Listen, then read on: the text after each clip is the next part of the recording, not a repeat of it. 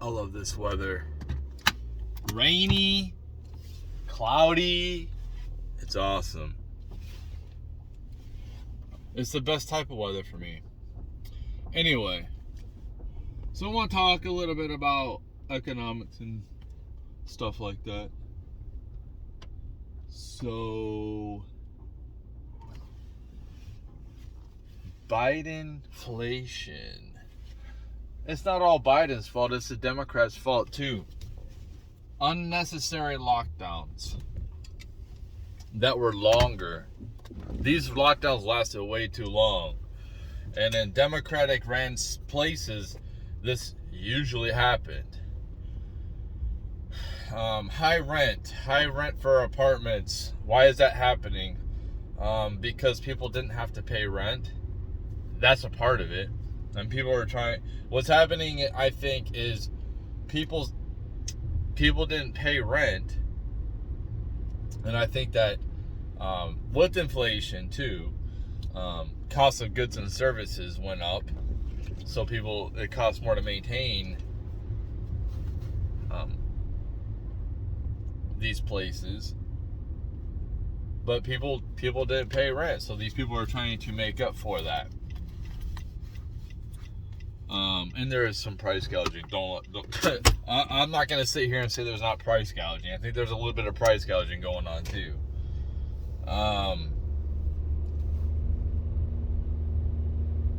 It's probably going to get a. I don't think. If I can talk, how can the average person sustain living in this situation when prices are continuously going up so quick and our wages aren't keeping up at all?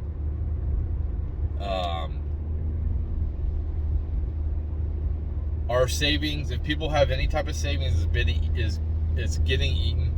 They're going to go into debt. This includes me. Yeah, for me, I'm going to go bankrupt because of this. It's not going to happen anytime soon. It'll happen down the road. But if we continue this, what I see, and it could happen sooner than later, depending on me losing my job and me not being able to work.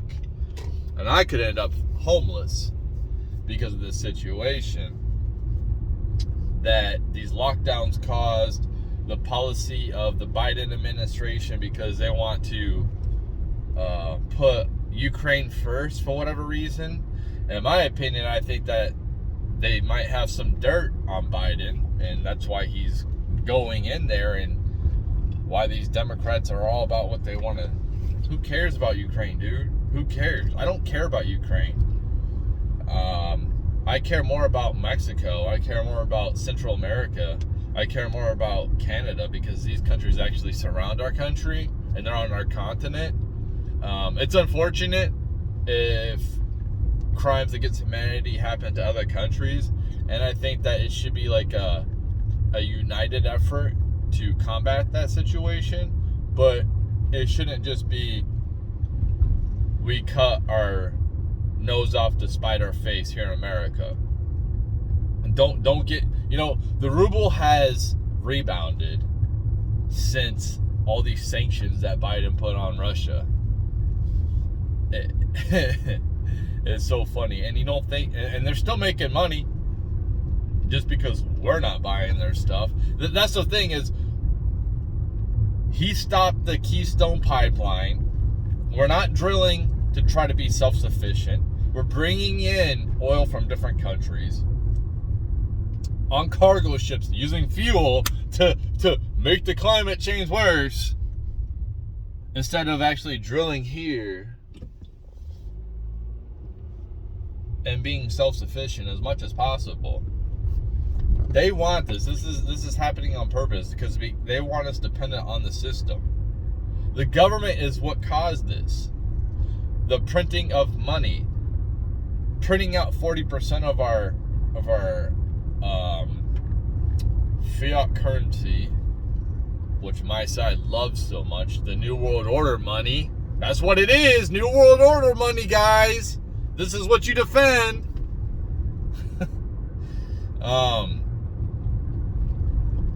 devaluing the dollar. Supply and demand. When you have an ample supply of something, it devalues it. If you have a scarcity of something, it makes it more valuable. If every single pack had a Michael Jordan rookie card in it from 1984 or whatever, 85, it wouldn't be valuable at all because everyone would have it. That's scarcity makes it valuable. And I think that there is scarcity just being created by crony capitalism,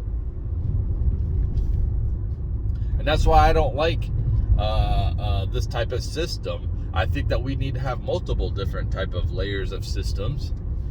You know, like this. What I like the idea of a carbon footprint. I like the idea like a carbon-based system. I like the idea of a social credit score because we already have a little bit of a social credit score when it comes to getting loans from a bank. You have a credit score. You know what I mean? Like, how's your financial history? Are you somebody that we can trust loaning you money? I like the idea of a social credit score, but I don't like the idea how China does it. I don't like how they can shut me down because I speak out against the government or whatever. I criticize. I don't like that aspect of the social credit score that they do.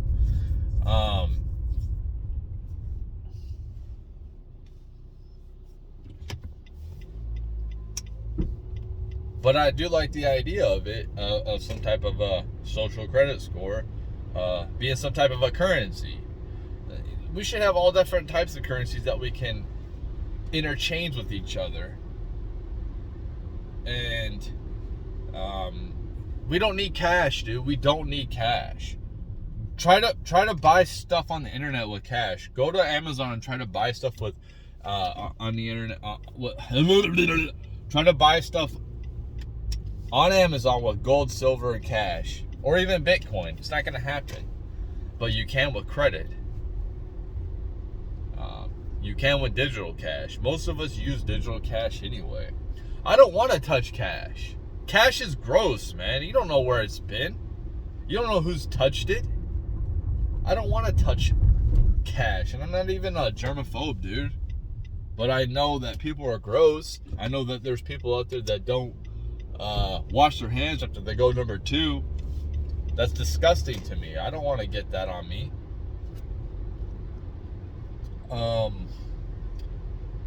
There's a certain person that ran Germany in the 1930s and early 40s, who I don't want to say his name because the algorithm on here is stupid. But I hear a thing about on the left, like when they say that our Constitution was made by slave owners and we should just like pretty much ignore all the good stuff that our Constitution stands for. And I think that that's stupid. I think that's the dumbest, ignorant idea to sit here and because I don't agree with what happened back then, but why would you just say take something that could potentially be good and throw it away because you don't like a person morally? Like that person who I'm referring to back in Germany, if you look at in the 1920s, the soaring inflation that they went through, the hyperinflation where it was so bad, where you went to work, you got off of work, you got your check or whatever, and you had to run to the store because the prices went up so dramatically. That dude stopped that, and that country was in a really bad place before he took it over. And I'm not gonna sit here and say I like that person, I admire that person at all, but I can sit here with a critical thought and be like, that dude did do some good things for his people. Is he one of the worst people that's ever roamed this earth? He's one of them. From the information that I am given, which I also understand the winners write the history, okay? So there's certain aspects of that I think we don't know, okay? And I'm open-minded. Just because our society right now just demonizes certain people, and that there's a reason why things happen the way they did. People do things. There's a reason why people do things the way they do them. Just like there's always two sides to the story, right? When somebody says, "Oh, this happened to me," this person wronged me, but then they don't really give the full picture of like maybe they did something wrong that caused that reaction.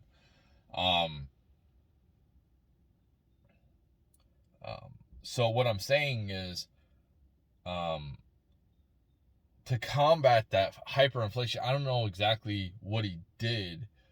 I forgot. I'm not good at explaining shit, dude. You can do your own damn research. But I know back then they had extreme hyperinflation, which is something that we're probably going to go through because of what I think is. And before I get to that, they also had debauchery. They had in Berlin, it was kind of like California with this movement that they're doing. They're trying to push on us. While Russia and China are becoming more masculine, we're becoming more effeminate. But yeah, there's a certain agenda that they're trying to push on everybody else, and we're resisting it as much as we can. It's hard because when they have all the corporations who run everything here, it's hard to like fight back.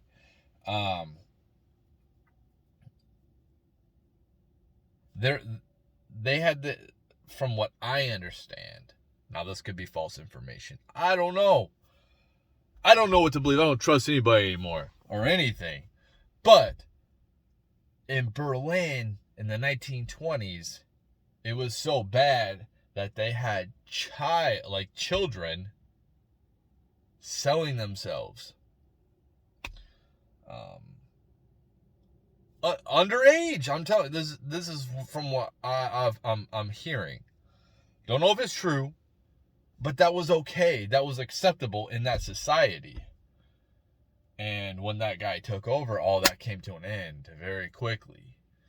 And there was some type of morals. I'm not saying the dude was highly moral. I don't know exactly. I didn't live back then, so I have to go based off of what people are telling me, just like the Bible. I didn't live back then, so I have to go based off of what this book says.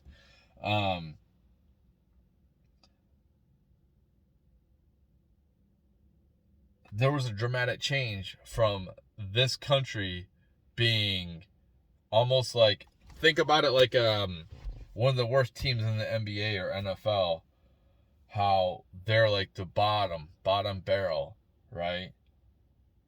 And then all of a sudden, like really rapidly, they become one of the best, right? One of the most powerful teams, very rapidly, like in a couple of years. All of a sudden, like they make some changes, boom, and now they're real powerful. Something that dude was doing in the 1930s worked for his people. It took a lot of people that didn't have jobs. It took a lot of people out of poverty. From what I understand, I don't know, man. Maybe this is misinformation that I've been told. But he helped his people, right? I'm not saying I agree with this person and his ideology, but what I'm trying to say is, you could take the good things that helped, even if they're an evil person. Maybe they did good things that helped a certain situation. You could take those good things and you can put them in your situation or a different situation that can make things better. Not all, but there, you know what I mean? That you can pick different things and try to put them together, and maybe it'll work better. You know what I mean? Um, yeah, I think that what's gonna happen here in America is, when you see the people on the left and they're trying to push their ideology so much on people here on the right, like they're trying to force it down their throats. You see, uh, uh, uh, the rubber band snapping back. They pull so much, they push so much that you see that rubber band snapping back, being like, you know what? Like I was saying yesterday, they don't negotiate. Well, I'm not negotiating with you. And that's why you see, like in my states, the outright ban of all abortions here in Missouri. An outright ban. Now, it's not something I agree with. I think that it should be rare and safe, like extremely rare. This argument on the left is like, I'm just so tired of hearing about it. Like these females, like most females, you need to understand here in America are pro-choice. Most of them, because it gives them power over men, right? But it's just like, we can lay down together, right? Have this baby together, but you're the one that gets to pick and choose if that life comes here because it's in your body. Okay, well, the argument I hear is, maybe I don't want that baby. Maybe I wanted you to get rid of it. But since you have all the power, you can hold that above my head for 18 years and not have to pay child support and be a slave to you both. Even though I didn't want it. But we both chose to lay down. But you don't have to live in these. That's what I like about the overturning of that is it decentralizes power from the federal government. I want less federal government in our lives. If you don't like a state, if you don't like the policies, much like I didn't like Washington State, I didn't like where it was headed, I left, right? You can leave. Now, it might take you a long time. It might take you years, but you should be paying. If this is why it's critical for you to pay attention to what's happening right now. Like what's happening right now is we're going through some, not hyperinflation, but we're going through inflation, and we're going to go through a depression, maybe some type of depression, stagflation, where inflation's still high, but then you have less jobs, because people can't afford to buy stuff. So what happens is as companies in the short term start getting rid of people, and then you have higher unemployment, and then you have a economy that doesn't really, isn't really moving, right? It's like stagnant. You know what I mean? Stagflation.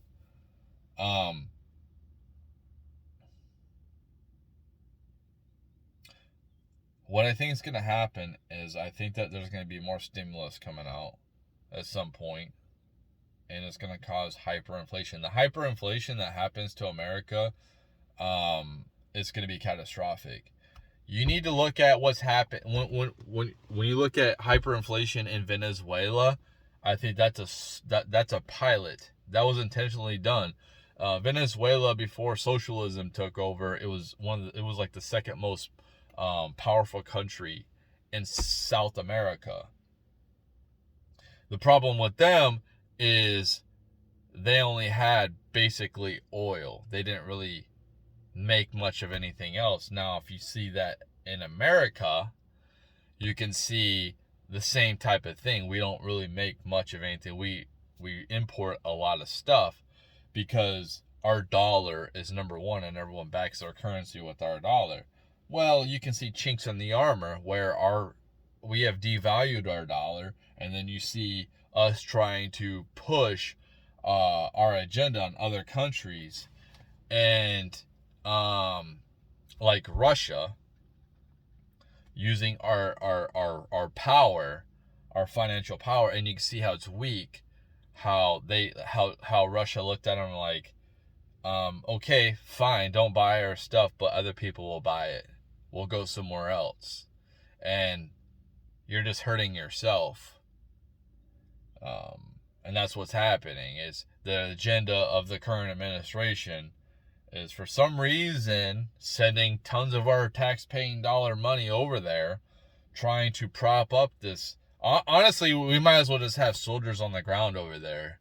It's the same difference when you're funding a war. You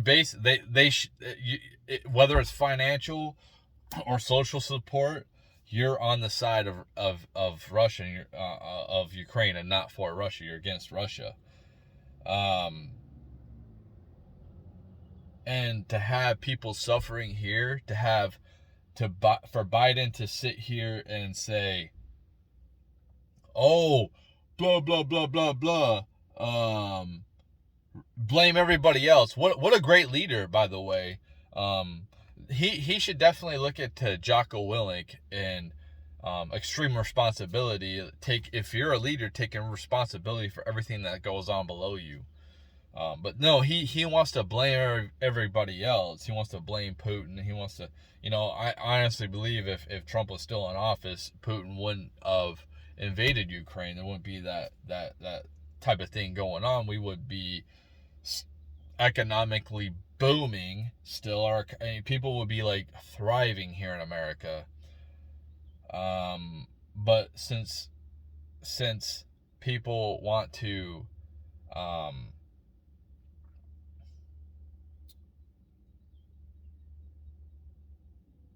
they don't want to hear bad tweets. They think he's a bad person.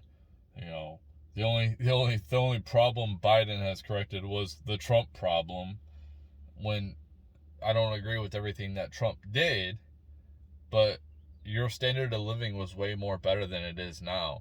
And a lot of these people who are Biden supporters are out of touch with reality. They do have extra money, so they don't feel the pinch how regular people do.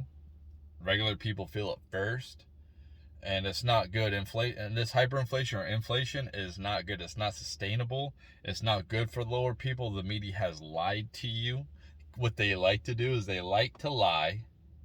They like to push their agenda because we're trying to destroy our country. The country is not going to be destroyed. Our power is less on the world stage. That's what it really is. Our influence and our power is less. And I can't sit here and say that America's getting into things that it shouldn't be getting into. A lot of things in the Middle East that they just don't need to be getting into. We don't need to be getting involved in everybody's wars and everyone's business. If we want to come together in some type of group with other countries and try to help a situation, that's great. But we don't need to be doing that on our own.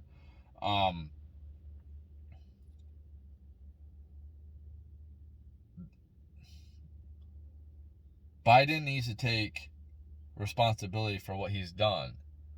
And a lot of people who still, I don't know why you're supporting Biden, but whatever.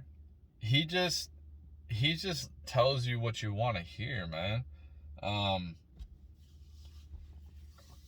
I just don't get these people. I just don't think that they live in reality yet. But they will. Anyway, so I think that I think what's going to happen is we can't sustain this. If we continue this path right now of shooting ourselves in the foot, you're going to have people that aren't going to be able to eat. They're not going to be able to survive. You're going to have a lot of people that are going to be put out who are hardworking Americans, right? Who contribute to the matrix. But these people are going to lose everything. And I might be one of them. I might be one of these people that have worked the last 25 years. And since we want to have high-ass inflation on everything, and our wages are not keeping up at all, not even close, we get put out on the street. And you're going to have a bunch of these buildings that are unoccupied, these buildings that could have had jobs, be taken away because of this administration's policies. Their foreign policies that have hurt Americans, and we shouldn't have to suffer because something's happening across the ocean. We really shouldn't. We should be fine. We should be independent.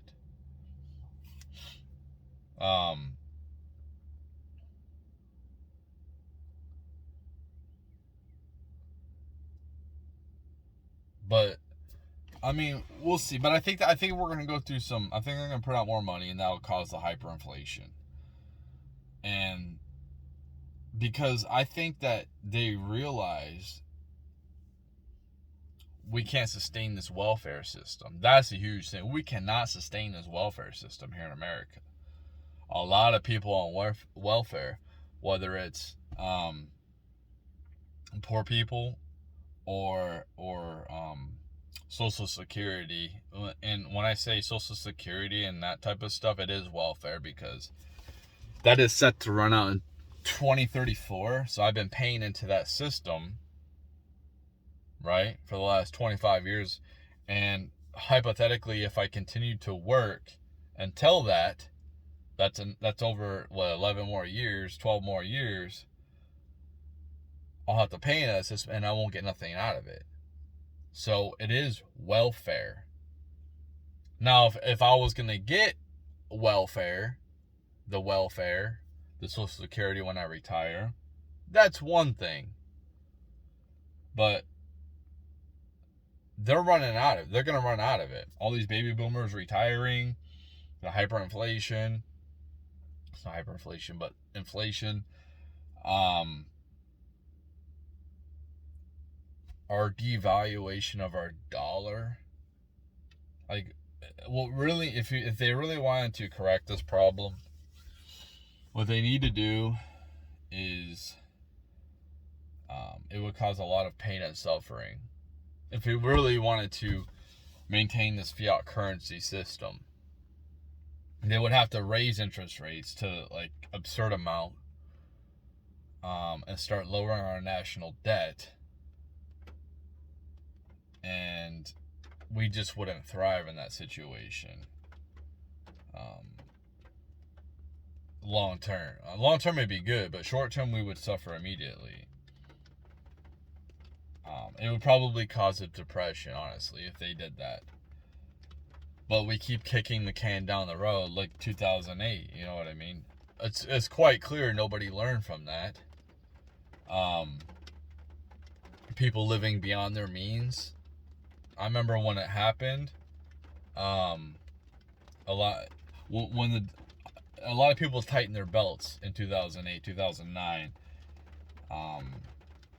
because gas prices were high back then. I remember they went up to like $3 a gallon or something like that, and that was high back then.